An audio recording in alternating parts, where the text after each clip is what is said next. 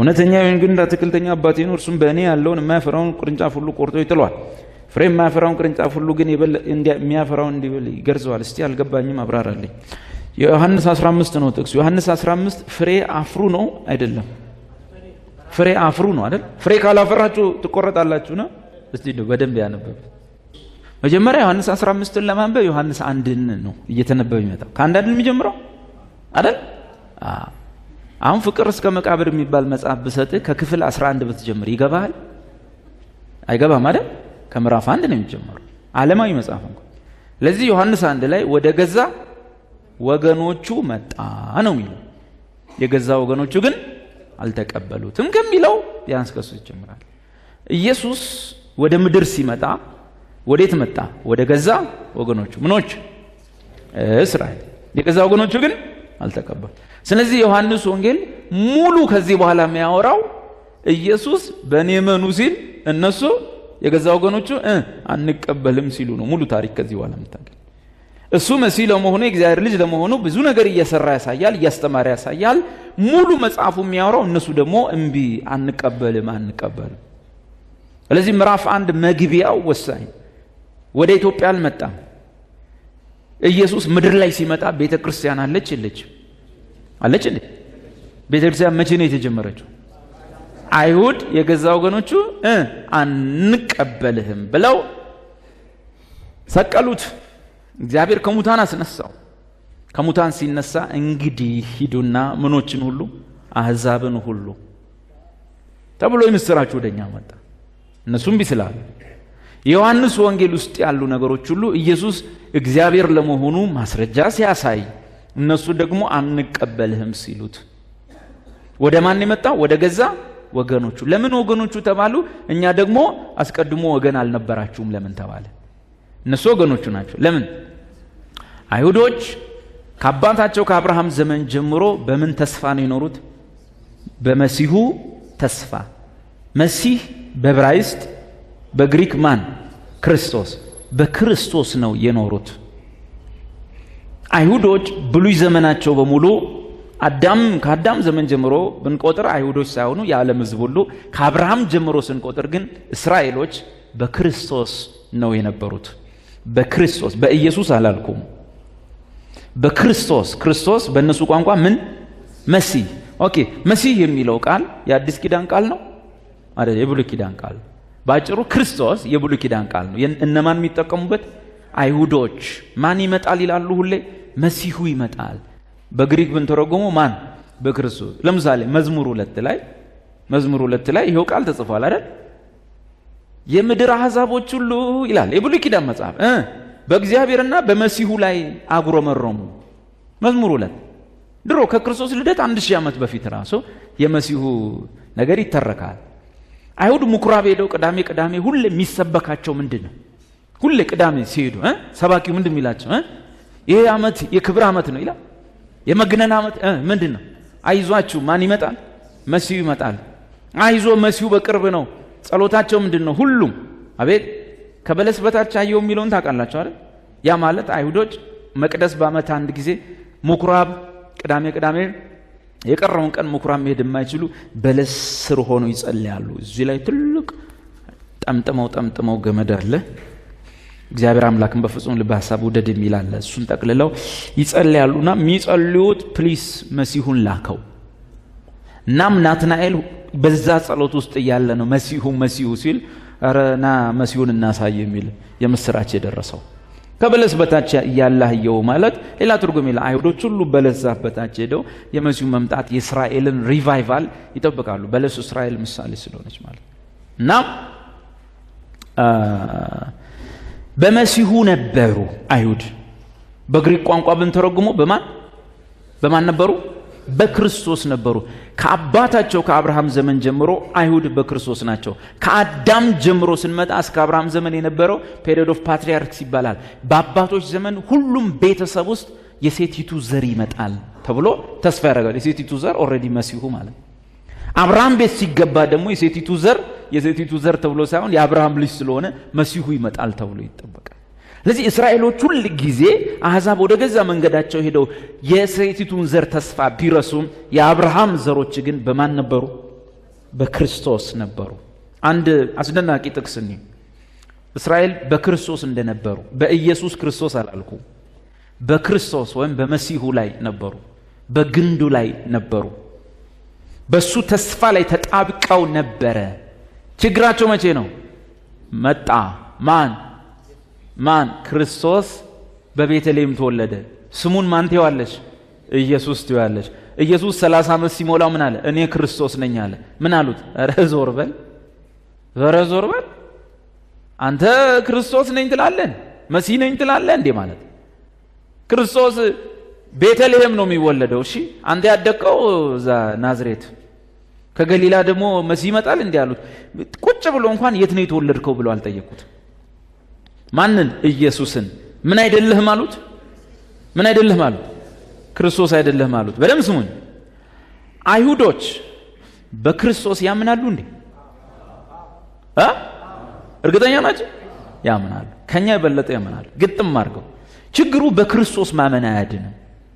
የሚያድነው የናዝሬቱ ኢየሱስ እሱ ማን ነው? ክርስቶስ ነው ብሎ ማመን ነው የሚያድን። በክርስቶስማ እንዳለ ብሉይ ኪዳን ሰው ሁሉ ያምናል፣ ግን አልዳነም። ክርስቶስ ይመጣል ብሎም አምኗል።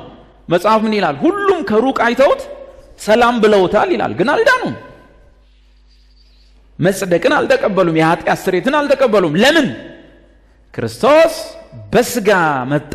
ስሙን ኢየሱስ ትይዋለሽ ተብሎ ስሙ ኢየሱስ ነው። ማዕረጉና የሥራ ድርሻው ግን ምንድነው? መሲህ ነው ወይንም ክርስቶስ ነው። እዚህ ጋር አሁን ጸቡ የተጀመረው አይሁዶች በብሉይ ኪዳን በክርስቶስ ነበሩ። በስጋ መጥቶ የናዝሬቱ ኢየሱስ እኔ ክርስቶስ ነኝ ሲል የገዛ ወገኖቹ ምን አላሉትም? አልተቀበሉትም።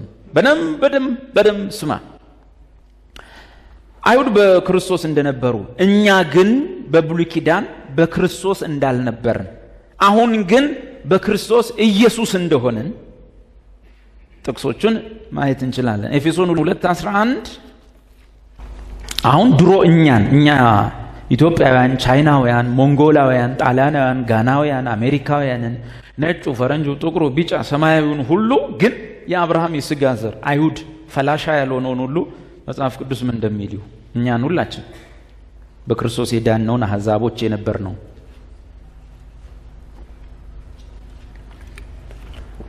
ስለዚህ እናንተ ቀድሞ በትውልድ አሕዛብ የሆናችሁ መቼ ቀድሞ ሲል መቼ ነው? ቀድሞ ሲል መጽሐፍ ቅዱስ አስቀድሞ ድሮ ሲል መቼ ነው እንዴ? ድሮንና አሁንን የሚከፍለው ዓመተ ኩነኔንና ዓመተ ምሕረት የሚከፍለው ምንድን ነው? ከመስቀሉ ስራ በፊት። አዲስ ኪዳን የተጀመረው ምን ላይ? መስቀል ላይ። ይህ በደሜ የሚሆነው አዲስ ኪዳን። ስለዚህ በመስቀል ላይ መስቀሉ ምንን የሚከፍል ነው? አቤት! የጨለማውን ዘመንና የብርሃን ዘመን፣ የጠላትነት ዘመንና የእግዚአብሔር ልጅነት ዘመን፣ የማይሰረይ ኃጢአት ዘመንና የተሰረየ ኃጢአት ዘመን፣ ዓመተ ኩነኔ፣ ዓመተ ምሕረት፣ እግዚአብሔር አምላክና ተቆጭ፣ እግዚአብሔር አባትና ፍቅር። ይሄንን ልዩነት ያመጣው መሀል ላይ የቆመው ምንድነው? መስቀል። የዛን ዘመን ሁሉ ዕዳ የተሸከመ ማንነት ይህን ዘመን ቀየረ። ስለዚህ አስቀድሞ ሲል ሁል ጊዜ የእግዚአብሔር ልጅ ምን ከመሆኑ ከመሰቀሉ ከሞቱ ፊት። ስለዚህ እናንተ ቀድሞ በትውልድ አሕዛብ የሆናችሁ፣ ለምሳሌ ይሄ ጥቅስ እኛን ይመለከታል። ቀድሞ ነው። አሁን በክርስቶስ ስለሆንን አሕዛብም አይሁድም መሆን አንችልም። በአካል ላይ በሰው እጅ ከተደረገው የተነሳ ራሳቸውን ተገርዘናል በሚሉት ያልተገረዙ የተባላችሁ ያን አስታውሱ። ድሮ አይሁዶች በስጋ በእንዲህ ባልጩት በመገረዛቸው ምክንያት እኛን ሲያው ምን ይሉ? የኛን ቢያገኙ የኛን አያቶች ያን ምን ይላሉ? ያልተገረዙ ልጆቻቸውን አይሰጡ፣ አይጋቡ፣ አያገቡ፣ በእጃቸው አይጨብጡ። ዕቃ እንኳን አሸክመው ቤታቸው ቢያደርሱ ዕቃቸውን ቤት አያስገቡትም። ውሃ ከወንዝ ቀርተው በደንብ አድርገው መጽሐፍ ቅዱስ አልጋ እንኳን ቢሆን ያጥቡ ነበር ይላል። ያውም በአካባቢያቸው ያለ አሕዛብ፣ ፈረንጅ አሕዛብ ዕቃቸውን ስለነካ፣ እኛ ደግሞ ብንነካው አጥበው ፀሐይ ላይ አድርቀው ሁሉ ላያምኑት ይችላል። እኔ እናንተን ሰው ያደረገው ኢየሱስ መሆኑን አለመርሳት ነው። እና አይሁድ በምን እንደሚመኩት አይደል? በስምንተኛ ቀን በመገረዛቸው። የቀረው የዓለም ሕዝብ ሁሉ ደግሞ በኋላ ባህሉን ከሴም ባህል እየወሰደ ኢትዮጵያ ሁሉ ተገረዘ እንጂ የዛን ጊዜ የነበረ የኛ አባት አያት ቅድመ አያት ምን ዝም ብሎ ነው የሚኖር። በዚህች እኛ ላይ ይመኩ ነበር። ቀጥሎስ ያልተገረዙ የተባላችሁ ያን አስታውሱ። ምን በዚያ ዘመን ከክርስቶስ ተለይታችሁ። በብሉይ ኪዳን ዘመን ከማን ተለይታችሁ? መቼ? በብሉይ ኪዳን ዘመን ከማን ተለይታችሁ? ከክርስቶስ። ምኖች? አሕዛቦች። ኦኬ። አይሁዶች በማን ነበሩ ነው? እናንተ ከክርስቶስ ያኔ ተለይታችሁ ነበር። ከክርስቶስ ተለይታችሁ ከእስራኤል ወገንነት ርቃችሁ ለኪዳኑም ተስፋ ብሉይ ኪዳን ለተናገረው የመሲሁ ተስፋ ባዕዳን ሆናችሁ በዓለም ላይ ያለ ተስፋና ያለ እግዚአብሔር እንደነበራችሁ አስታውሱ። ተስፋ መሲህ ይመጣል የሚል የለም። አንድ እግዚአብሔር እንዳለ ማናውቅም። ተራራ ስናይ እንፈራና እንሰግዳለን። ወንዝ ሰው ጠርጎ ሲሄድ ስናይ ይሄ አምላክ ነው ብለው የኛ አባቶች ይሰግዱ ነበረ። ፀሐይ በጣም ሲያቃጥላቸው ፀሐይ ነው አምላክ ብለው ይሰግዳል። ብቻ ከነሱ የበረታ ከፍ ያለ ተራራም ይሁን ወንዝም ይሁን ዛፍም ይሁን ካገኙ ይፈሩ ነበር። እውነተኛውን አምላክ ግን አያውቁትም ነበር። ማን? የኛ ዘር ማንዘሮች። ያን ጊዜ ከማን ተለይታችሁ? ከክርስቶስ ተለይታችሁ። አይሁዶች ክርስቶስ የሚለውን ቃልና ስም ተስፋ ያደርጋሉ ያደርጉ ነበር። ግን ወደ ገዛ ወገኖቹ ሲመጣ የገዛ ወገኖቹ መሲሁ ክርስቶስ ሲመጣ የገዛ ወገኖቹ አልተቀበሉትም። እናም የዮሐንስ ወንጌል ከምዕራፍ 2 በኋላ የምታየው ጭቅጭቅ ሁሉ እኔ መሲሁ ነኝ አንተ አይደለም፣ እኔ ክርስቶስ ነኝ አይደለም። ከማን ጋር? ከናዝሬቱ ከኢየሱስ ጋር። አሁን መጣ ሰበካቸው። ልብ በል ቸርች የምትባል የለችም። ልብ በል ኢየሱስ ክርስቶስ ጌታዬ ነው ብለው የተቀበሉ ሰዎች አይደሉም። ዙሪያው ያለው ሰው ሁሉ የሚያስጨንቀው፣ የሚያላግጥበት፣ የሚሳደብበት፣ የሚያሾፍበት እስራኤላዊ ነው። ምን አላቸው? ኦኬ አትፈልጉኝም? አዎ። ምክንያቱም መሲሁ በብሉይ ኪዳን ዘመን የነሱ ግንድ እንደሆነ ተጽፏል። የነሱ ስር እንደሆነ ተጽፏል። ሲመጣ ዞር በላሉት። አትፈልጉኝም? አዎ። ልብ በሉ በማን ነበሩ? በማን ተስፋ ነበሩ? በክርስቶስ። እንደሱ ከሆነ እኔ ግንድ እንደሆንኩ እንዳትረሱ። እናንተ እኮ ምኖች ናችሁ? ቅርንጫፎች ናቸው። ስለዚህ ጥያቄው ምንድነው? ፍሬ አፍሩ ነው ወይስ ቅርንጫፎቹ ግንዱን አንፈልግህም አሉት? አቤት! በደንብ አንቦት። ቅርንጫፎቹ አይሁድ በመሰረቱ አንተ ቅርንጫፍ አልነበርክም፣ ጥቅሱ አንተን አይመለከትም፣ አንተ በኋላ መጥተህ የተገጠምክ ነህ። እነሱ ግን በግንዱ የነበሩ ናቸው። ሮሜ 11 ጻፈ። በግንዱ ለነበሩት ያራራላቸው ይላል። አንተ ከየት እንደመጣ በኋላ እናየዋለን። እናም በግንዱ ለነበሩት ምን አለ? እኔ ግንድ እኮ ነኝ፣ እናንተ ቅርንጫፎች ናቸው። እንግዲያውስ አላቸው ቅርንጫፍ በግንዱ ላይ መኖር የማይፈልግ ከሆነ በራሱ ፍሬ ሊያፈራ እንደማይቻለው እወቁ። ልብ በሉ። አትፈልጉኝም? አዎ። አትፈልጉኝም? አዎ። ፍሬ አፍሮ አይደለም ትምህርቱ። ቅርንጫፎቹ ግንዱን አንፈልግም ሲሉት ምን አለ? እንኪያስ ቅርንጫፍ በግንዱ ላይ ባይኖር በራሱ ፍሬ ሊያፈራ እንዳይቻለው እንዲሁ እናንተም በእኔ ላይ የማትሆኑ ከሆነ ፍሬ ልታፈሩ አትችሉም።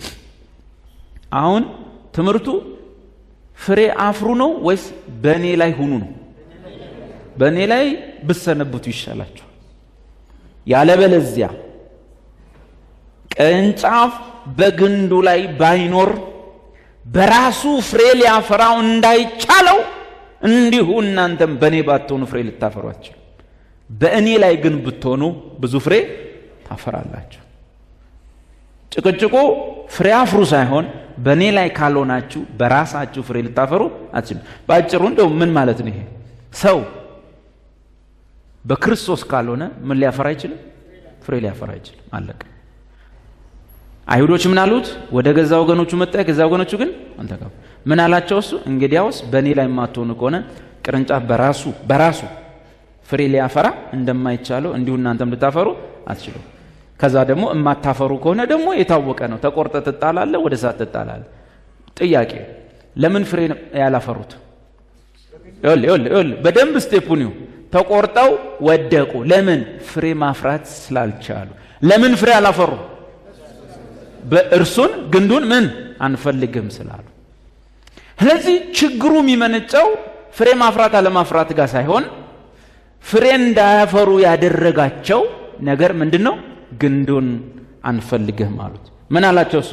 ቅርንጫፍ እንግዲያውስ በግንዱ ላይ ማይኖር ከሆነ በራሱ ፍሬ ሊያፈራው እንዳይቻለው እናንተም እንዲሁ በእኔ ላይ ባትሆኑ ፍሬ ልታፈሩ አትችሉም። ስለዚህ ኢየሱስ አሁን እባካችሁ ፍሬ አፍሩ እያለ ነው። በእኔ ሁኑ ነው። ጭቅጭቁ እንደሱ ነው። ክርክሩ ያ ነው። እባካችሁ ፍሬ አፍሩ፣ እማናፈራ ከሆነን እንቆረጣለን እንደሚል ሰባኪ አይደለም ጳውሎስ። ተፈጥሮ እንኳን ያስተምራችሁ ምን እንዳለ አንደኛ ቆሮንቶስ 11 ላይ ተፈጥሮ እንኳን ያስተምረናል። ማንም ክርስቲያን በግንዱ ላይ ከሆነ አብሮ ከኛ ጋር መጽሐፍ ቅዱስ የሚያጠና ከሆነ 60-100 ፍሬ፣ ምንም የማያጠናው ደግሞ ተጽፎለታል። ቢያንስ እንደ ፍሬው እኮ ይለያል። 30፣ 60 እና 100 ተብሎ ተጽፏል አይደል? 30፣ 60፣ 100 ፍሬ ተብሎ ተጽፏል። አየው በጣም ሲሪየስ ሆኖ ባለሞት ይሆናል። መሐለኛው 60 ይሆናል። እንደው ምንም ቢጠፋ ወርና ወቅቱን ክረምትና በጋውን ጠብቆ ባለ 30ም አለ። ይሄ አባል ነው። የት እንደሆነ እንዳለ አይታወቅም። በወር አስራት ነው፣ ብር ይወረውራል። ሰላም ነው ሲሉ እግዚአብሔር ይመስገን ጌታ ይመስገን ይላል። ጥሩ ነው። ቺቺም አለች ባለ 30 አለ። ለምንድን ነው ሲባል ግንድ ላይ ተጣበቀ። ይብዛም ይነስም ተምችም ይምታው ኩብኩባም ይምታው ማፍራቱ አይቀርም። ሚስጥሩ የቅርንጫፉ ጉዳይ ሳይሆን የምኑ ጉዳይ? የግንዱ ጉዳይ ነው። ግንድ ላይ የተገጠመ ቅርንጫፍ ምን አድርጎ ነው ፍሬ የሚያፈራው? ምን ሲያደርግ? ግንድ ላይ ለምሳሌ ብዙ ጊዜ እኛ የምናውቀው ግንድ ማንጎ ነው ወይ ዘይቱና ነው አይደል? ማንጎን ውሰዱት። የማንጎ ፍሬ የሚያፈራው ቅርንጫፉ በምን ምክንያት ነው? እንዴት አድርጎ ነው? ግንዱ ላይ ስላለ ነው አይደል? ግንዱ ላይ ቅርንጫፉ ስላለ ፍሬ ለማፍራት ምንድን ነበር የሚያደርገው? ተጋጠመዋል። ግን ምን ያደርጋል? ፍሬ ለማፍራት ምን ይላል? አይልም? ፍሬ በኢየሱስ ስም አፈራለሁ ይላል አይልም? እንደዛ በማለቱ የሚያፈራ ቢሆን ለብቻውም ሆኖ ማፍራት ይችል ነበር። ከግንድ ላይ ተቆርጦ የወደቀ ግንዱን እኔ አልፈልግም በራሴ ያፈራለሁ፣ ግንዱን ትቶ እኔ አልፈልግም እንዴት እንደማፈራ ሳያለሁ ብሎ አንድ ቅርንጫፍ መሬት ዱብ ቢል እሺ ራሱን መሬት ውስጥ ቢተክል ያፈራል አያፈራ? ቅርንጫፍ የማንጎ ቅርንጫፍ እኔም እንዳንተ መሆን ያክተኛ እንደ ስር ሰዳለሁ ብሎ አፈር ቆፍሮ ቢገባ ይጸድቃል አይጸድቅም? የሚጸድቀው ሞኝ ቀድቅ ግንዱን ኧረ ዞር በልልኝ እኔ ያሳይህል እንዴ ብሎ ሮብ አርብ ቢጾም ሰው የቅርንጫፍ የባሰ ምን ይሆናል? አቤት የባሰ ይደርቃል። ባይጾም ይሻለዋል። ግንዱን ዞር አድርጎ የሚጾም ሰው ድርቀቱ ነው የሚፈጥረው። ከግንዱ ወድቆ ከግንዱ ውጭ ሆኖ ማናቸውንም ነገር የሚያደርግ ቢገስጽ እጅ ቢያስጭን ቢጭኑበት ቢጸልዩለት ምን አይልም አያውቅም። ስለዚህ ተፈጥሮ እንኳን ያስተምረናል። ፍሬ ማፍራት የምን ሚስጥር ነው? ላለመቆረጥ የመጨነቅ ውጤት ነው ወይስ በግንድ ላይ መሆን? ግንዱ ላይ መሆን። ኢየሱስ ፍሬ አፍሩ አላለም። ያለውስ በእኔ ካልሆናችሁ በራሳችሁ ፍሬ ልታፈሩ አትችሉ። ምን ይሻለናል? በእኔ ሁኑ። አንፈልግህም አሉት። ሮሜ 11 ላይ እንደጻፈ ተቆርጠው ወደቁ። ለምን? ባለማመናቸው። ሊያምኑበት አልፈልጉም። አታምኑም? አዎ ጣላቸው። እንዴት እንደወደቁ ዮሐንስ 15 ዮሐንስ 1 ወደ ገዛ ወገኖቹ መጣ። የገዛ ወገኖቹ አንፈልግም አለ። እሱ ምን አለ? ተው እኔ እኮ ግንድ ነኝ እናንተ ቅርንጫፎች ናችሁ አላቸው። አለን አይደለም አላቸው። ዞር አሉ። አንፈልግህም አሉት። እንግዲያውስ መጨረሻችሁ መቃጠል ነው። ሞቶ ሲነሳ ለሐዋርያቱ ምን አለ? ሂዱና አሕዛብን ሁሉ ጥሯቸው። አሕዛቦች በክርስቶስ አልነበርንም፣ በግንዱ ተስፋ አልነበርንም። ቅድም ያለ ተስፋ ነበራችሁ ተብለናል። ከዛስ የት ነበርን? ሮሜ 11 እንዲገባን ሮሜ 9ን ማጥናት። ሮሜ 9 ከቁጥር 3-4 ላይ እንደተጻፈ እስቲ አውጣው። ሮሜ 9ን እንዲገባን ጳውሎስ ስለ እስራኤል ይጸልየው ነው። ለወገኖቼ ስለ ወንድሞቼ እኔ ራሴ ተረገምኩ ከክርስቶስ ተለይቼ የተጣልኩ እንደሆን እንኳ ወድ ነበር። ስለ ወገኖቹ ስለ እስራኤል ሲጸልይ እሺ ለምን ቀጥለው እነርሱም የኢትዮጵያ ብሔር ብሔረሰቦች ናቸው። ምንድን የሚለው? አቤት እነሱም የእስራኤል ሕዝብ ናቸው። ምን አገናኛ አንተና እነሱ? የእስራኤል ሕዝብ ናቸው። ልጅ መሆን፣ መለኮታዊ ክብር፣ ኪዳን፣ ሕግን መቀበል፣ የቤተ መቅደስ ሥርዓትና ተስፋ የእነርሱ ናቸውና ያ ሁሉ የመዚሁ ተስፋ የመቅደሱ ምን ኪዳኑ ተስፋ ሁሉ የእነሱ ናቸው። ችግሩ ሲመጣ ዞር በላሉት። ወደ ገዛ ወገኖቹ መጣ። የገዛ ወገኖቹ አልተቀበሉትም። የእነርሱ ናቸውና ቀጥለው አባቶችም እና አብርሃም ይስሐቅ ያዕቆብ ማለት ነው። እና ዳዊት አራተኛ ይገባል። 4 አባቶችም የእነርሱ ናቸው። ክርስቶስም በሥጋ የትውልድ ሐረጉ የሚቆጠረው ከእነርሱ ነው። እርሱም ከሁሉ በላይ የሆነ ለዘላለም የተመሰገነ አምላክ ነው። አሜን ይልና እነዚህ ሰዎች ግን ይሄ ሁሉ ነገር ሰጥቷቸው ከዛፉ ላይ ከግንዱ ላይ ወደቁ። ለምን? ምዕራፍ 9 ቁጥር 30 ሄድና 9:30 ለምን? አየህ አንተ እንዴት እንደገባ እነሱ እንዴት እንደተቆረጡ እንድታውቅ። ፍሬ ባለማፍራታቸው አይደለም፣ ፍሬ ያላፈሩበት ምክንያት ከእርሱ ምን መሆናቸው ነው? መውደቃቸው። እንግዲህ ምን እንበል? በእምነት የሆነውን ጽድቅ ለጽድቅ ያልደከሙት አሕዛብ አገኙት። ለምን ያልደከሙት? ምንም ጸድቃለሁ ለማያሰብ እያፏጨ በቆጪ ሲያልፍ ዳነ። አንዳንዱ ዝም ብሎ በቃ እያፏጨ የነዋይ ደበበን የጥቅምት አበባ እየዘፈነ ቸርች ይገባል። የሆነ ቸርች መዝሙሩ አምሮት ይሆናል። ይገባል፣ ይሄድና ይንከረፈፋል እየሰመጠ ጌታን የምትቀበሉ ሲባል ይወጣል። አይሁድ ግን የነዋይ ደበበን አይዘፍን። ከሕፃንነቱ ጀምሮ መዝሙረ ዳዊትን ሲያጠና ዘዳግምን በ12 ዓመቱ አንብቦ ሲጨርስ መከራውን ሲበላ ነው የሚያድገው። እና ይሄ ያፏጨ የጥቅምት አበባ እያለ የሚያልፈው ልጅ ገብቶ ዳነ። ከስንት መቶ ሰው ጋር የተኛች ሴተኛ ዳሪ ኑሮ መሮኛል ስትል ሰዎች ቸርች አመጧት፣ ጌታን ተቀበለች፣ ዳነች። ተኮትኩታ ታርማ ያደገችው እስራኤላዊቷ ድንግል ግን ወደ ሲኦል ገባች። ምን ነው ችግሩ? እንግዲህ ምን እንበል? በስራ የሆነውን ጽድቅ መልሱ፣ ተከራከሩ። በእምነት የሆነውን ጽድቅ ለጽድቅ ያልደከሙት አሕዛብ አገኙት። እስራኤልሳ ነገር ግን የጽድቅን ሕግ አትስርቅ፣ አትግደል፣ አርግ፣ አታርግ፣ ዱኢት ዶንት ዱኢት፣ ነገር ግን የጽድቅን ሕግ የተከታተሉት እስራኤል አላገኙትም። ሁሉም ወደ እንጦሮጦስ ገባ። በፍርድ ቀን ሙሴ ነው የሚፈርድባችሁ ተብለው ተወገዱ። ለምን? አቤት ያለ ግንዱ ምን ለመሆን ይሞክራሉ? በራሳችሁ ፍሬ ሊያፈሩ። ዞር በልልን እኛ እዚህ ምናምን በቃ መጾም ነው። ምኩራብ ጋር ሄዶ በሳምንት 2 ጾማለሁ፣ አስራት አወጣለሁ፣ በኩራቱ ምኑን ሁሉ አወጣ። ኢየሱስ ከጤና አዳም ሳይቀር እኮ ነው የምታወጡት፣ ጉደኛ ናቸው አላቸው። ሙሴ አልጻፈም ከጤና አዳም አስራት አውጡ ብሎ። እነሱ ከጤና አዳም ካሪቲ ከከሙን በቃ ካለው ነገር ሁሉ አስራት ያወጣሉ። ኢየሱስ ሙሴ ይፈርድባቸዋል። አትገቡም፣ አታስገቡም። ችግራቸው ምንድን ነው? የጽድቅን ሕግ የተከታተሉት እስራኤል አላገኙትም። ይህ ለምን ሆነ? በእምነት ሳይሆን በስራ እንደሆነ አድርገው በመቁጠር ስለተከታተሉት ነው። እነርሱም በማሰናከያው ድንጋይ ተሰናከሉ። በማሰናከያው ድንጋይ እነሆ ሰዎች እንዲደናቀፉ የሚያደርግ ድንጋይ። ይኸው ዛሬ ስንት ሺህ ሰው ነው ተሰናክሎ የቀረው? በኢየሱስ ስታምን ነው ምድን በመልካም ስራ አይደለም ሲል እንዴ ዱብ በማመን ነው የምትድነው፣ ሕግን በመጠበቅ አይደለም የምትድነው። እንዴ እናጋጭ ፈልጉ የማህጣት ማበረታት ዱብ። ስንት ሰው መሰለ ተፈነ ፓስተር ሁሉ ፍርጥ ብሎላል። ጥቂት ፓስተሮች ናቸው ጨካኞች ለወንጌል።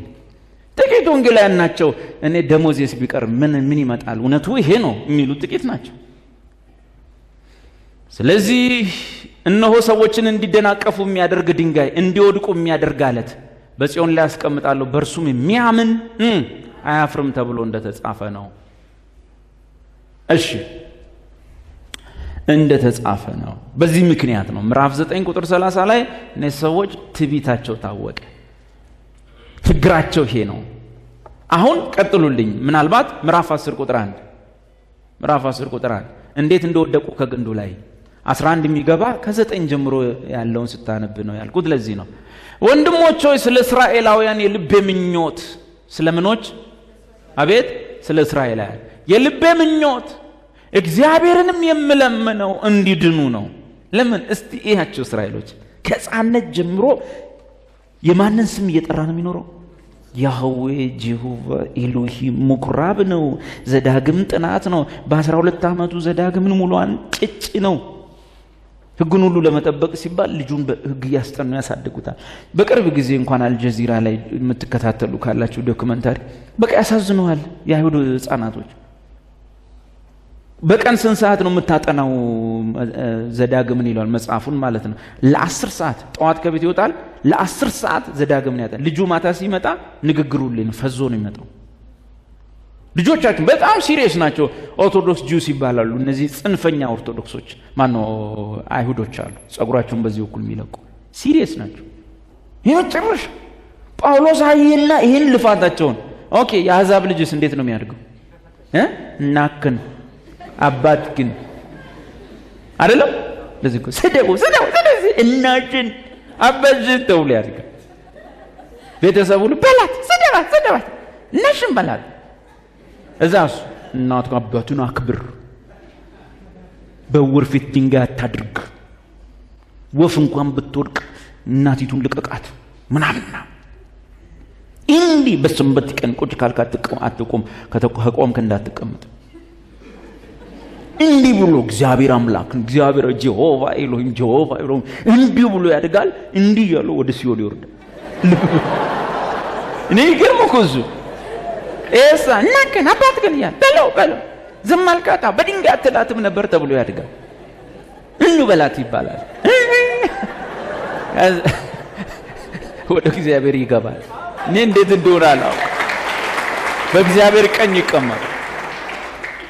ይሁሉ ሆኖ እግዚአብሔር ማለትን ያበረታታ ሳይሆን በልጁ በኢየሱስ ረክቻለሁ ስላለ የኃጢአታችሁን ዕዳ ኢየሱስ በመክፈሉ በሱ ረክቻለሁ።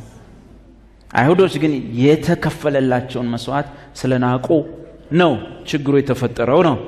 ወንድሞቼ ስለ እስራኤላውያን የልቤ ምኞት እግዚአብሔርን የምለምነው እንዲድኑ ነው።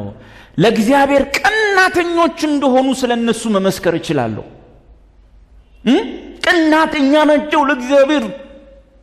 ቅናታቸው ግን ከእውቀት የተነሳ አይደለም። እንዴ ከኛ ይልቅ መጽሐፍ ቅዱስ ያውቁ የለም እንዴ? አዎ መጽሐፍ ቅዱስን ያውቃሉ፣ ግን አንድ ዕውቀት ያስፈልጋል። እሷን ዕውቀት አያውቁ። ምን እናነበው? ከእግዚአብሔር የሚመጣውን ጽድቅ ስላላወቁ። ያን ሁሉ መጽሐፍ ሲያነቡ ታሪኩን ያነባሉ፣ የሚገለጠውን የእግዚአብሔርን ጽድቅ አያውቁ። የሙሴን ታሪክ ያውቃሉ፣ የአብርሃምን ታሪክ ያውቃሉ፣ ሳራና አጋር እንደተጣሉ ያውቃሉ፣ ጎልያድና ዳዊት እንደተደባደቡ ያውቃሉ። ሊገለጥ ያለውን የእግዚአብሔርን ጽድቅ ግን አያውቁ። አሁንም ሰው ከሳተ ከኛ መሃል ላይ የራሱን ጽድቅ ለማስቆጠር የሚሞክር ወንድም ካለ ችግሩ መጽሐፍ ቅዱስ አለማወቁ ሳይሆን የእግዚአብሔርን ጽድቅ አለማወቁ። ከእግዚአብሔር የሚመጣውን ጽድቅ ስላላወቁና የራሳቸውን ጽድቅ ለመመስረት ቅድም ምን አሉት? ግንዱን ዞር በል። ግንዱ መጣ ወደ ቅርንጫፎቹ፣ ወደ ገዛ ወገኖቹ። ተው በእኔ ላይ ካልሆናችሁ በራሳችሁ ቅርንጫፍ እንዴት ይችላል? ዞር በል እናሳያለን አለ። አየ እንዴት ከሱ ዞር እንዳሉ፣ እንዴት እግዚአብሔር ከሱ እንዳስወገዳቸው። የራሳቸውን ጽድቅ ለመመስረት ስለፈለጉ ለእግዚአብሔር ጽድቅ አልተገዙ። ይሄ ነው ችግራቸው። ከኛ በምን መሻላቸው ነው ችግራቸው። አቤት ከኛ በጽድቅ መሻላቸው ጉር ሰራቸው። አሕዛብማ ሄደ ኢየሱስ ክርስቶስ የዓለም መድኃኒት ነው። ኃጢአተኛ ነኝ የምትል ተነስ ሲባል አሕዛብ የታወቀ ነው። ኃጢአተኛ ነኝ የምትል ሲባል እንዴ ምን ጥያቄ አለው ብሎ ይነሳል። አይሁዶች ግን ትብዛም ትነስም ምን አለቻቸው? የራሳቸው ጽድቅ አለቻቸው። አይሁድ የተታለሉበት ምክንያት ከኛ የተሻለ ምን ስላላቸው? ጽድቅ ስላላቸው። አሁን መልሱልኝ። ብዙ ሰዎች ኢየሱስን ለመቀበል የሚቸግራቸው የሃይማኖት ሰዎች ብዙ ጊዜ የሚያስቡትም ይሄንን ነው። ያይሁና አንተ ነህ እኔን እዛም ተወስደኛ፣ አንተ ነህ እኔን ጴንጤውን ትለኝ፣ አንተ እንደው ሌላ ሰው ቢለኝ ይሻለኛል ይሏል። አንተ ትንሽ አፍን ሞልተ እንደው ትንሽ እንትን አይልም አላቀህምና ነው። ምን ማለታቸው ነው? ምንም ቢሆን በጥሩ ህይወት እኔ አንተን እበልጣለሁ። ስለዚህ ለሰው የገዛ ጽድቁ ምን ይሆንበታል? ጠላቱ ይሆንበታል። አንዳንድ ሰዎች ጌታን ስትነግሯቸው ይህንን ነው የሚሏቸው። ይህን ስትነግሯቸው ያዩሃል፣ አንተን ነው የሚያዩ። ሲያዩ ወይ ፓስተር አትመስል፣ በቲሸርት ነህ ወይ በከነቴራ ያያል። አንተ እኮ የምትናገረው የሚገርም ቃል ነው። ሰዎች ግን ውጭ ነው ያሉ። አሁን አንተ እግዚአብሔርን ቃል ተናጋሪ መሆን ነው። ለምን? ወይ በቁምጣ ነህ ወይ በከነቴራ ነህ ወይ ጉልበት ስራ እየሰራህ ነው። ለነሱ የእግዚአብሔር ቃል የሚናገር ማለት ረጅም ቀሚስ ያረገ በጣም ጺሙ የሚረዝም ከጴንጤም ወገን ከሆነ ደግሞ በጣም ሽክ ብሎ የለበሰ ጫማው በጣም የሚያብረቀርቅ የተፈረዘ ሰው ነው የሚያስቡት። እንዲህ አይነት ነገር ገጥሟቸው አይቀር። ያንተን ሁኔታ አይቶ የከበረውን የአፍን ቃል የማይሰማ ብዙ ሰው አላቀህምና ነው ብሎ የድሮ ነገርህን የሚያስታውስ ሰው የለም አለ። ለዚህ ሰው ጠላት የሆነበት ምንም እንደሆነ ታውቃላችሁ? በህይወት ከናንተ የተሻለ ታሪክ ስላለው፣ በጽድቅ የሚበልጣቸው የራሱ ጽድቅ ስላለው። ግን ይሄ ሰው ችግሩ የማንን ጽድቅ አያውቅም? የእግዚአብሔርን ጽድቅ አያውቅም። ስለዚህ ጥረቱ ሁሉ የምታየው ምንድን ነው? የራሱን ጽድቅ መመስረት ማቆም። የራሳቸውን ጽድቅ ለመመስረት ስለፈለጉ ለእግዚአብሔር ጽድቅ አልተገዙም። ምንድን ነው የእግዚአብሔር ጽድቅ? ለሚያምን ሁሉ ጽድቅ ይሆን ዘንድ ክርስቶስ የሕግ ፍጻሜ ነው። ሕግ ከዚህ በኋላ ተፈጽሟል፣ አልቋል። በሕግ ጽድቅ አይገኝም፣ አበቃ።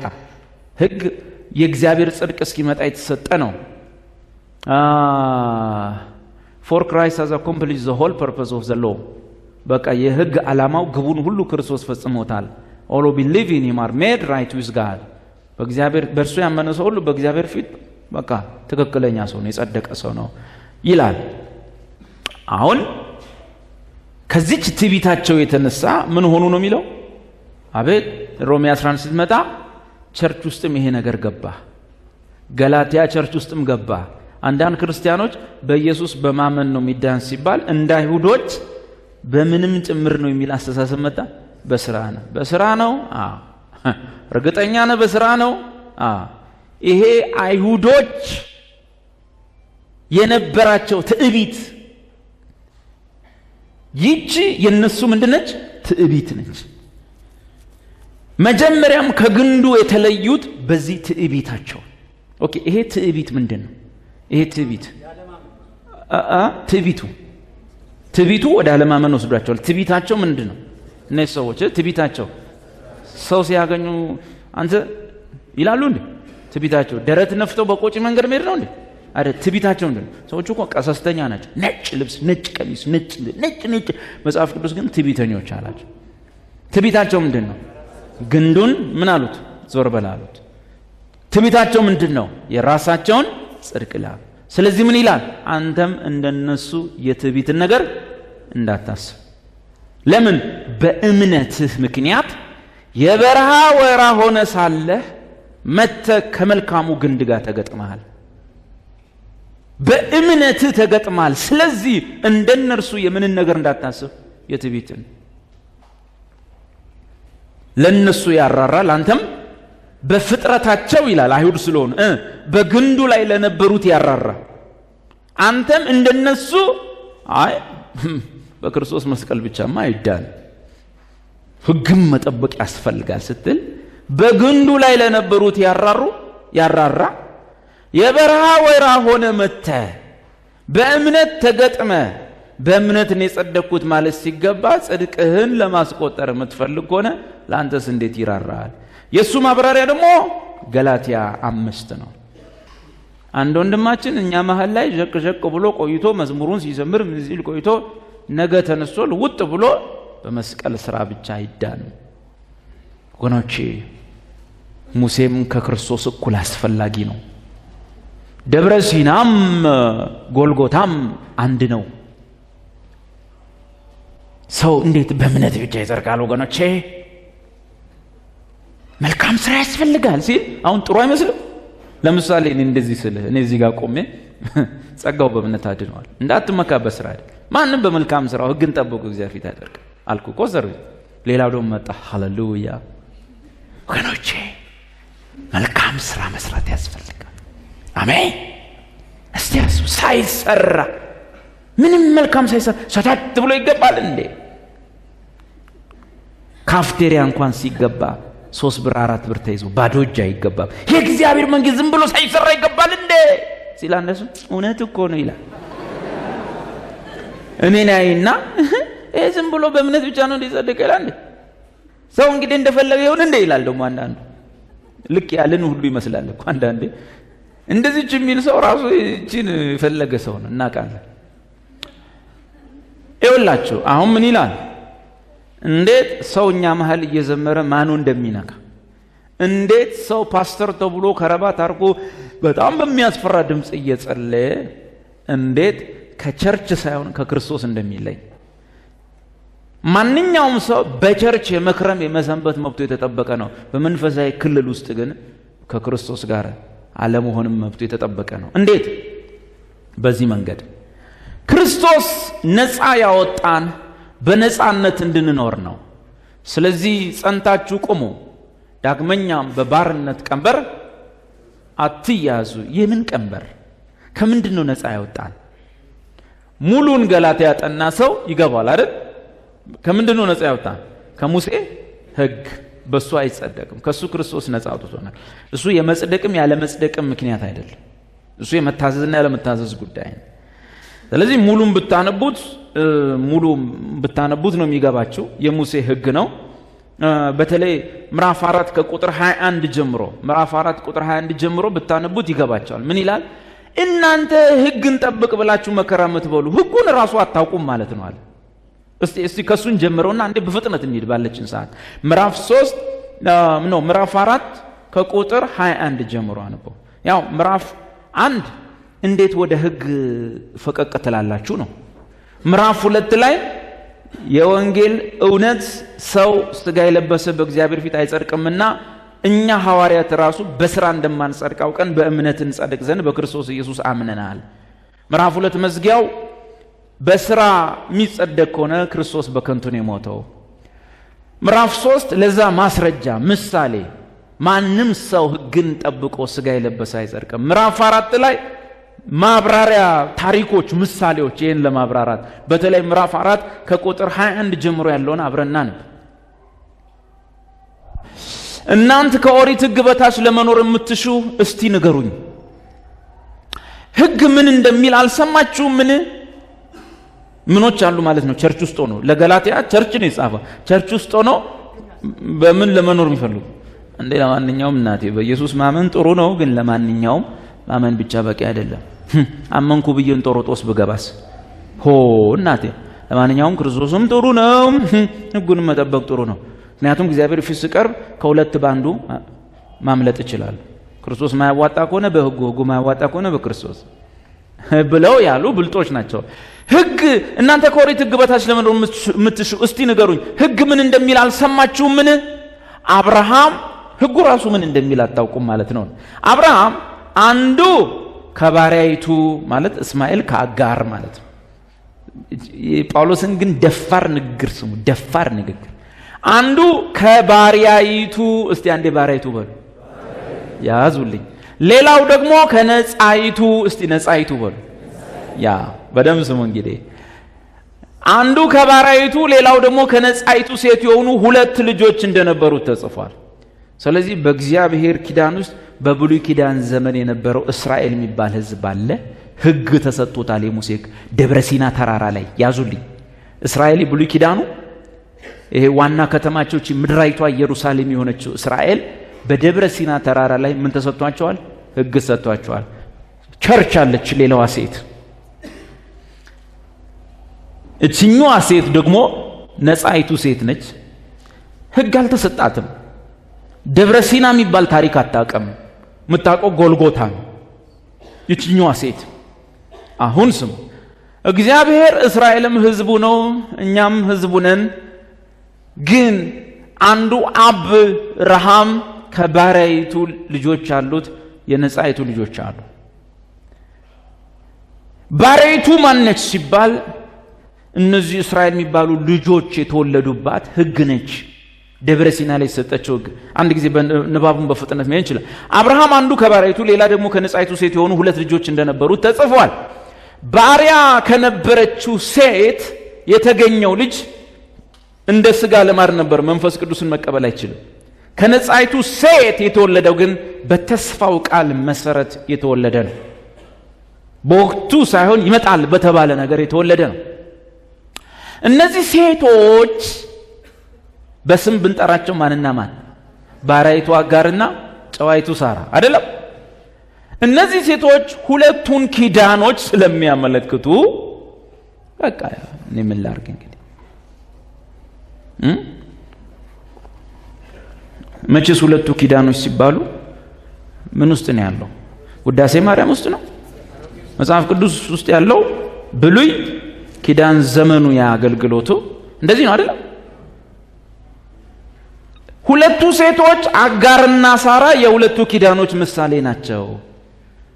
ሳናነበው እናንተ ወስኑ እስቲ። አጋር የትኛዋቱን? አጋር የትኛዋቱን? በእናታችሁ ራሳችሁ እስቲ ፍረዱ። አጋር አርጋት ታርግ ጸጋው በእምነት አድኗቸዋል። አዲስ ኪዳን በማን ይሁን? ቆይ ስሙ እንግዲህ አሁን እነዚህ ሴቶች ሁለቱን ኪዳኖች ስለሚያመለክቱ ይህ ሁኔታ እንደ ምሳሌ የሚታይ ነው። አንደኛዋ ኪዳን በሲና ተራራ ስትሆን፣ ሲና ተራራ ላይ ምን ተሰጠ? ህግ ተሰጠ። አርግ ታርግ 623 ትእዛዛት 623 እንዲያርግ እንዲሁን፣ በዛ ይውጣ፣ በዚህ ግባ። ይው እነዚህ ሴቶች ሁለቱን ኪዳኖች ስለሚያመለክቱ ሁኔታ እንደ ምሳሌ የሚታይ ነው። አንደኛዋ ኪዳን ብሉይ ኪዳን ማለት ነው ከሲና ተራራ ስትሆን፣ ሲና ተራራ ላይ ምንድን የሰጠው? ህግ ነው። ለባርነት የሚሆኑ ልጆችን የምትወልድ ናት። እርሷም አጋር ናት። እቺኛዋ ኪዳን ልጆችን ለምንድን የምትወልደው? ለባርነት። ስለዚህ ማናት ማለት ነው? አጋር ባሪያይቱ። ደብረ ሲና ላይ የተሰጠችው ህግ ሰውን ሁሉ ምንድን የምታረገው? ልጅ ነኝ ነው ወይስ ባሪያ? ባሪያ። አርግ ነው መሞከር ነው፣ አታርግ ነው አለመሞከር ነው። አንድም ቀን ማንም ነቢይ አባ ቅዱስ አባት ብሎ አያውቅም። የሰራዊት ጌታ እግዚአብሔር ቢል ነው። የሰራዊት ጌታ ቢል ነው። የሚያስፈራ የአምላክ ስም ቢጠራ ነው። አገኛችሁ? ማንም ሰው በብሉይ ኪዳን ዘመን አባ ቅዱስ አባት ሊል የደፈረ የለም። ኢየሱስ ግን መጣና አባ አባት አለ። እኛስ እንላለን? ይሁን ይኸውላችሁ ምን ይላል? እነዚህ ሴቶች ሁለቱን ኪዳኖች የሚያመለክቱ ሁለቱ ምሳሌ የሚታይ ነው። አንደኛዋ ኪዳን ከሲና ተራራ ስትሆን ለባርነት የሚሆኑ ልጆችን የምትወልድ ናት። እርሷም አጋር ናት። እንግዲህ አጋር በአረብ ሀገር ያለችውን የሲናን ተራራ በመወከል አሁን ያለችውን እዚህ እስራኤል ዋና ከተማ ኢየሩሳሌምን ትመስላለች። እስራኤሎች እስካሁን በጌታ አላመኑም። ስለዚህ ከልጇ ጋር በባርነት ናትና፣ ስለዚህ እስራኤላውያን ከነዋና ከተማቸው በክርስቶስ የማያምነው ይሄ በህግ እየኖረ ያለው የእስራኤል ህዝብ ሁሉ የማን ልጆች ናቸው? የደብረ ሲና የህግ ልጆች ናቸው።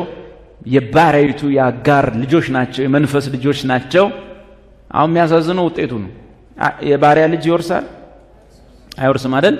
ቀጥሎሳ ከላይ የሆነችው ኢየሩሳሌም ግን ማነች? እሷ አቤት ራእይ መጽሐፍ ማነች? የላይኛይቱ ኢየሩሳሌም አቤት ምን ሄድባት የሆነች ትልቅ እንደ ኒውዮርክ ያለች ሲቲ ነች።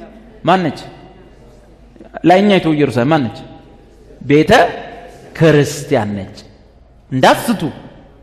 በመጽሐፍ ቅዱስ እንደተጻፈ ነው ማመን ያለን። በልምድ የወረስነው ነገር ይጎዳናል። ለዚህ የላይኛይቱ ኢየሩሳሌም ወይም ቤተ ክርስቲያን ግን በነጻነት ትኖራለች፣ እርሷም እናታችን ናት። እንዲህ ተብሎ ተጽፏል፣ አንቺ የማትወልጅ መካን ሆይ። ምን ማለት ነው? በብሉይ ኪዳን ዘመን አህዛቦች ከተስፋ ቃል ውጭ ናቸው። ምንም ተስፋ የላቸው አህዛቦች። እስራኤሎችስ? እስራኤልን እግዚአብሔር ምን ይላት ነበር? እኔ ባልሽ ነኝ። እስራኤላውያን ልጆች ወደ እግዚአብሔር ቀስፏቸው ሲያለቅሱ ምን ይላሉ? ምን ላርግ? እናታችሁን ፈትቻታለሁ፣ ከኔ ይልቅ አመንዝራለችና የሩቅ አገር የምስራቅ አገር ጣዖታትን አምልካለችና ፈትቻታለሁ እስራኤልን። እሷ ባል ያላት ነበረች። አህዛብስ ብቸኛ ያለ ተስፋ ቃል ያለ እግዚአብሔር የነበሩ። አሁን ምን ይላል መጽሐፍ? እንዲህ ተብሎ ተጽፏልና አንቺ የማትወልጅ መካን ሆይ ደስ ይበልሽ። አህዛቦችን ማለት ከተስፋ ቃል ውጭ ያሉት። አንቺ አመጠሽ የማታውቂ በልልታ ጩኺ፣ ባል ካላት ይልቅ የብቸኛይቱ ልጆች በስተዋልና። ከእስራኤላውያን ይልቅ እነማን ወደ እምነት መጥተዋል? አህዛቦች በስተዋል ተብሎ እንደጻፈ ነው። እንግዲህ ወንድሞች እናንተም እንደ ይስሐቅ። እንግዲህ ሁለቱ ሴቶች የሁለቱ ምኖች ኪዳኖች ምሳሌ። ብሉይ ኪዳን ወይም አርግና ታርግ የማን? የአጋር ልጆቿም ባሪያዎች ናቸው። አዲስ ኪዳን ሳራ ከነ ልጆቿ። እኛ እነማን ነን ነው አሁን ጥያቄ። የአጋር ልጆች ነን ወይስ የተስፋይቱ ማነው የጨዋይቱ ልጆች ነን? ሲምፕል እኮ ቀላል የተብራራ ነገር ነው። እንግዲህ ወንድሞቼ እናንተም እንደ እስማኤል የሕግ ልጆች ናችሁ፣ እንደ ይስሐቅ የተስፋው ቃል ልጆች ናችሁ። አይቀጥልም አለው። እሺ በዚያን ጊዜ እንደ ሥጋ ልማድ የተወለደው የባሪያይቱ ልጅ እንደ ሥጋ ልማድ የተወለደው ልጅ በመንፈስ ኃይል የተወለደውን አሳደደው። አሁንም እንደዚያው ነው። የባሪያይቱ ልጅ የአጋር ልጅ የሕግ ጠበቃ ደብረ ሲና ላይ ሰጠችው የሷ ልጅ ባሪያ ቸርች ውስጥ ያለው እሱ በተስፋ ቃል የተወለዱትን እነ ይስሐቅን ያሳድዳል። አሁንም እንዲሁ ነው። አሁንም እንዲሁ የትም ቦታ ብትሄድ ጸጋ መስቀሉ፣ ደሙ መስቀል መስቀል፣ ደም ደም ደም ደም፣ መስቀል መስቀል፣ የእግዚአብሔር ልጅ ኢየሱስ ጽድቃችን፣ ቅድስናችን፣ ብርታታችን፣ ምናችን፣ ሁለንተናችን ያልክ ብትሄድ ሰው ሁሉ መጀመሪያ ያፈጣል። አገልጋዮችም አንዴ ልናናግር ፈልገን ነበር። ብዙ ጊዜ ስናይ ደሙ ጸድቀናል ድነናል ነው። ስንት አይነት ስብከት አለ። ይሄ ላይ ምንድን ነው እሱ? ለምሳሌ ስለ ጎልያድ አሰብክም? ዳዊትና ጎልያድ ሲደባደቡ አሰብክም? ሊል ይችላል። የትም ሀገር ስትሄድ እኔ አሁን ዴት አቤት ከወላይታ ሶዶ ነው ምን በቃ እግዚአብሔርን ጸጋ ሳስተምር ደስ ብሏቸው ህዝቡ ሁሉ ደስ ብሎት በጣም እግዚአብሔር ያመሰገነ አገልጋዮች ጠሩኝና ከዛሬ ጀምሮ እንዳታገለግላሉ። ኖርማል ተጽፏል። እዛ ጋር ግን ህግ ቢሰብክ የሚያስቆመው አለ? የትም ቸርች ሄደ ህግ ቢሰብክ የሚያስቆመው የለም። ምናልባት ጥቂት ቸርቾች ኢትዮጵያ ውስጥ በጣም ጥቂት ወይ አዲስ አበባ አንዳንድ ቸርቾች ህግ ቢሰብክ ወንድማችን ውረድልን ትባላል አሉ። በስም ሰማለሁ። እኛ ጋትን ጠብቀን ጌታ ሲመጣ በፊቱ ህጉን ሁሉ ጠብቀን ጸርተን ታጥበን መኖር አለብን። ለዛ ይበቃን ያርገን። አሜን። እዛም ሄደ ለዛ ይበቃ ያርገን። 12 ጊዜ በሉ ሁሉም ጋር ይስማማሉ። ጳውሎስ ምን አለ? መልካም ሥራ ያጸድቃል ብል ኖሮ ማን ያሳድደኝ ነበር? ሁሉ ጊዜም ጸብ የሚነሳው የህግ ልጆች የደብረ ሲና የባሪያይቱ ልጆች የጨዋይቱን ልጆች ያን ጊዜ ምን ሆነ? ያን ጊዜ ማሳደደው ምን ማለት ነው? ብላስፌም አረገው ማለት የተስፋው ቃል ልጅ ተወለደ፣ ወራሹ ተወለደ። ሲወለድ ጡት ባስጣለበት ቀን አብርሃም ታላቅ ግብዣ አዘጋጀ ለተስፋው ቃል ልጅ። ማን? አብርሃም። ለባሪያይቱ ልጅ ያላደረገውን ለጨዋይቱ ልጅ ለተስፋው ቃል ልጅ ለአዲሷ ኪዳን ልጅ ታላቅ ግብዣ አደረገ። ጡት ባስጣለበት ቀን ላይ ማለት ከሕፃንነት ወራት እንደወረሰ ወደ ማወቅ ወደ መጣበት ወራት ሲደርስ በሕፃንነቱ ወራት ወራሽ እንደሆነ ባላወቀበት ሰዓት እስማኤል አላጉረመረመም፣ አላፌዘም። ተመሳስለው ነበርና ይሄም ወራሽ እንደሆነ አያውቅም፣ ያኛው ደግሞ ሕፃን ነው፣ ይሄም ሕፃን ነው። ወራሽ እንደሆነ ባላወቅበት ሰዓት ማንም አያጉረመርም። ግን መጽሐፍ እንዲል አብርሃምም ልጁን ይስሐቅን ጡት ባስጣለበት ቀን ምን ማለት ነው? ወተት መጋት የምን ባህሪ ነው? የሕፃንነት ነው። በዛ የሕፃንነት ከወተት መጋት ነፃ ሲወጣ እና ልጁ ወራሹ አንተ ነህ፣ የዚህ ሁሉ ርስት ባለቤት አንተ ነህ በተባለበት ቀን ላይ ምን ሆነ? እስማኤልም ከእናቱ ጋር ሆኖ በይስሐቅ ላይ ምን ሆነበት? ሳቀበት። ይስቁ ነበር ከሩቁ ነው። ወርሶ ሞቷል። አሁን ምኑ ነው የሚወርሰው? ደግሞ ወራሽ ነኝ እያለ ማብራሪያ ይሰጣል። እና ይስሐቅ በዞረ ቁጥር ያሾፉበታል። እንዲሁን አሁንም ወጣ አንዳንድ አገልጋይ ተብዬዎች ጋር ስትሄድ ጸጋውን የሚያልሰኝ በጸጋ ልትድን ነው እንትን እኮ ነው። አሁን አንተ ችግር መጽሐፍ ቅዱስን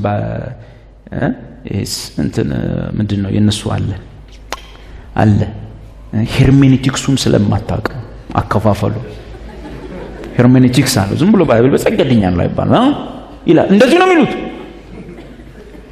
ወይ ሄርሜኔቲክሱን አይነግሩን። ይኸው እኛ በአማርኛ ተጽፎ ነው እያነበብን ያለ። በዚያ ጊዜ እንደ ስጋ ልማድ የተወለደው ልጅ በመንፈስ ኃይል የተወለደውን አሳደደው። አሁንም እንደዚያው ነው። ግን ምንድን ነገር ግን አብያተ ክርስቲያናት ምን ይላሉ? ምንድን ይላሉ? ምን ጉዳዩ ሰዎች ምን ይላሉ አይደለም። ስጋ የለበሰ ሰው ወንበር ላይ ተሰብስቦ ምን ተሰበሰበ አይደለም። ጉዳዩ መጽሐፍ ምን ይላል?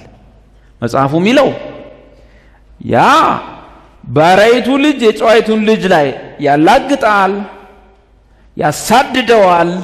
መጽሐፍ ግን እንደዚህ ይላል። ዋናው ከመጽሐፉ ጋር መስማማት ነው። ባሪያይቱን ማነች? ባሪያይቱ በደብረ ሲና ላይ የተሰጠችው ሕግ ከልጇ ጋር ማን ነው ልጇ? እኛ ቸርች ውስጥ ያለ የሕግ ሰባኪ ወይም ጠበቃ ሕግን ከነልጇ ባሪያይቱን ከልጇ ጋር አስወግዳት። በተግባር የሚታየው የባሪያይቱ ልጅ የሕግ ጠበቃ የተስፋውን ቃል የጸጋውን ሰባኪ ሲያሳድደው፣ መጽሐፉ ግን የዛሬው ሺህ ዓመት ፍርድ ፈርዶ ጨርሶ ከተስፋው ዓለም ውስጥ ግን የተባረረ ሰው አለ። ከቸርች አባራሪ ነው። በተስፋው ዓለም ውስጥ ግን የለም፣ ተባሯል። ማን? የባሪያይቱ ልጅ። ባሪያይቱን ከልጇ ጋር አስወግዳት። ለምን? የባሪያይቱ ልጅ ሕግ የሕግ ልጅ ከነጻይቱ ልጅ ጋር ከአዲስ ኪዳን ልጅ ጋር አይወርስምና ይላል። አይወርስምና ይላል። እንዴት ነው የሚባረረው?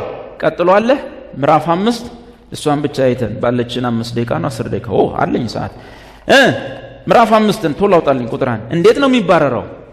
ክርስቶስ ነፃ ያወጣን አሁን መጣ። ይሄን የፈለኩት ያን ካላጠናን ከምን ነፃ እንደወጣን አይገባንም። ከምንድን ነፃ ያወጣ ነው? ከባሪያይቱ ማነች? የደብረ ሲናይቱ ሕግ። እኛ የማን ቃል ልጅ ነን? የሁለተኛዋ ኪዳን የተስፋው ቃል የጸጋው ልጆች ነን።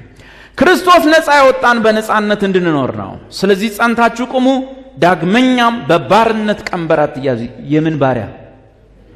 እንግሊዘኛው ይሻላል። So Christ has really set us free. Now make sure እርግጠኛ ሁኑ that you stay free። ከዚህም በኋላ ባሪያ ሆናችሁ ወደዛ ወደ ሕግ እንደማትመለሱ ሹር ሁኑ፣ እርግጠኛ ሁኑ። and no ወሰርኩት። እሺ ይሁን አምጣው። and ይውችን don't get tied up again in slavery to the law። የሕግ እስረኛ ምርኮኛ ባሪያ ለመሆን ከእንደገና እንዳትያዙ አሁንም እርግጠኛ ሁኑ። ሕጉስ ሸርተት ብላችሁ እየተመለሳችሁ ላለመሆኑ እርግጠኛ ሁኑ። ምክንያቱም አንዳንድ ሰው ከኛ ጋር ቆየ ሰነበተ ገባው ብለ ከ3 ዓመት በኋላ ግን ጥያቄ አለ። ምን ግን እኔ ሕጉ 3 ዓመት ቆይተን ገባው ለሌላም ሰው ያብራራል ብለን ስናስብ ከኛ ጋር ነበርክም እንዴ የሚያስብል ሰው ደግሞ ይኖራል። እሺ እንዴት ነው የምለውን አስተውሉ። አሁን አበበ የሚለውን ተው፣ ዳዊት የሚለውን ተው፣ ጳውሎስ የሚለውን አስተውሉ። ትገረዙ ዘንድ ብትፈልጉ ክርስቶስ ፈጽሞ ለእናንተ እንደማይበጃችሁ እኔ ጳውሎስ እነግራችኋለሁ። ከሌላ ሰው አትጠብቅ። ጳውሎስ ሰምቶ አይ እኔ ሕጉን ጠብቄ ነው የምጸድቀው ካልክ ነው ብትገረዙ ምን ማለት ነው? ሕግን በመጠበቅ ለመጽደቅ የመጀመሪያዋን ሙከራ ወደ ሕግ የምትገባው ወደ ሕግ ዓለም የምትገባው በምንድን ነው? በመገረዝ ኪዳን ነው። የመጀመሪያዋን ሙከራ ኢየሱስን አምኜ ድኛለሁ የሚለውን እየረሳህ ወይም ሰዎች አስጥለው እውነትም ነው መልካም ሥራም ያስፈልጋል ብለህ የመጀመሪያዋን ሙከራ ስትሞክር ከዚያስ ቀን ጀምሮ የድሮ ትርጉም ክርስቶስ ምንም አይጠቅማችሁ። ለምን እዚህ መጣችሁ ጌታ ጌታ ትላላችሁ? በቃ አይጠቅምም። በቸርች አለህ፣ በመንፈስ ዓለም ውስጥ ግን የለህም። የምለውን አስተውሉ። ትገረዙ ዘንድ ብትፈልጉ ክርስቶስ ፈጽሞ ለእናንተ እንደማይበጃችሁ እኔ ጳውሎስ እነግራችኋለሁ። ይሄንን ከኦርቶዶክስ አትስማ፣ ከጴንጤ ከጆቫ ከምን አትስማ፣ ከራሱ ከዋናው ስማ። መገረዝ ለሚፈልጉ ሁሉ ዛት ሚንስ ጀመርክ፣ አንድ ስቴፕ ጀመርክ፣ በክርስቶስ ሙሉ እንደዳንክ እርግጠኛ መሆን አቃተህ። አንዳንድ ቀን በህይወት የሚገጥምን ድካም እያሰብክ እኔ ከዚህ እነዚህ ድካሜማ ምድን አይመስለኝም አልክ። ከነዚህ ድካሜ ምድን አይመስለኝም ብለህ አንዳንድ ነገር ለማስቆጠር ጀመርክ። ረዝ ለሚፈልግ የመጀመሪያው ስቴፕ ጀመርካ፣ አንድ ብለህ ጀመርካ። እንግዲያስ ሕግን በሙሉ የመፈጸም ግዴታ እንዳለበት እንደገና ለእያንዳንዱ በግልጽ እናገራለሁ። በግልጽ ይሄ መደባበቅ አያስፈልግም። ጀመርክ፣ እንግዲያው ከጀመርክ አንዱን ጀምሮ ሌላው መተው የለም። ለምን ሲባል በሕጉ መጽሐፍ ሕጉን ሁሉ መጠበቅ ነው የሚያጸድቀው። አንዱን ጀምሮ የሆነውን ትቶ የለም። አንዱን ጀምሮ የሆነውን ትቶ የለም። መገረዝ ለሚፈልጉ ሁሉ ሕግን በሙሉ የመፈጸም ግዴታ እንዳለበት እንደገና ለእያንዳንዱ በግልጽ እናገራለሁ። እንግሊዝኛው ከታች you must obey all of the regulations in the whole law of Moses። በሙሴ የሕግ መጽሐፍ ውስጥ ሁሉ ያሉትን ያንዳንዱን መመሪያ ሬጉሌሽንስ አሉ። እንዲታው አንዳንዱ ሕግ ሲባል 10ቱ ትእዛዝ ነው ቶሎ የሚመጣበት አይደለም። 10ቱን ትእዛዝ ጨምሮ 623 ሬጉሌሽንስ አሉ። እነዚህም በሙሉ አድርግ። ባጭሩ ክርስቶስ ራሱ ክርስቶስ ለመሆን ሞክር።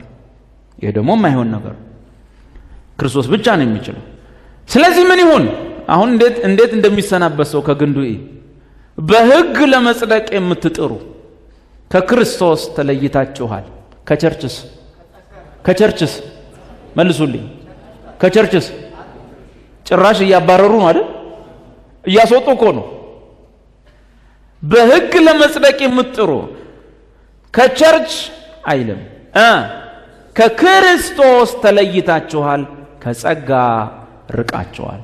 በቃ የለም ምጥረት የሚለውንም እኛ ግን ተስፋ የምናደርገውን ጽድቅ በመንፈስ አማካይነት በእምነት ሆነን በናፍቆት እንጠባበቃለን። አለቀ። በክርስቶስ ኢየሱስ ከሆነ መገረዝ አለመገረዝ አይጠቅምምና የሚጠቅመውስ በፍቅር የሚገለጽ ምን ብቻ ነው? እምነት ብቻ ነው ይላል።